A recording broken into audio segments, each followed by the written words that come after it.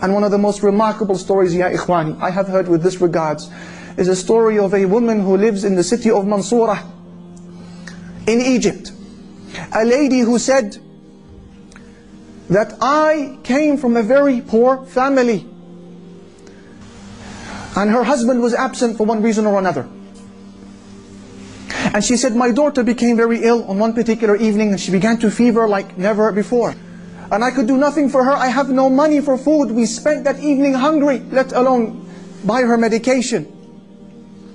And I would pray 2 rak'at to Allah Almighty, 2 units, and call upon Him and attend to my daughter. And pray and call and place my trust in Him and call to my daughter. Attend to my daughter.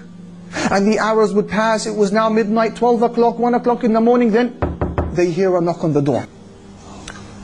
Who is it? It's the doctor. It's the doctor.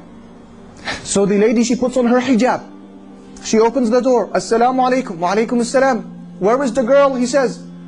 The lady, she says, she's in the room. Allahu Akbar, who sent him? He comes into the room. He checks her, prescribes for her medication, and then leaves the house. And he says, payment please.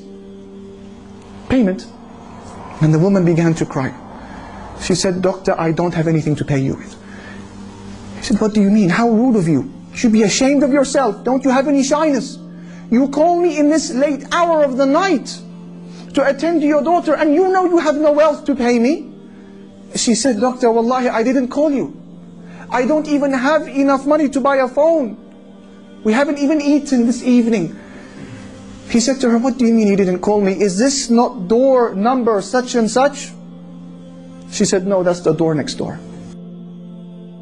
The doctor, he began to weep, because he understood that this was Allah who sent him their way. He said, please, let me go back inside. What is your story? Who are you? How did this happen? And she explained the story.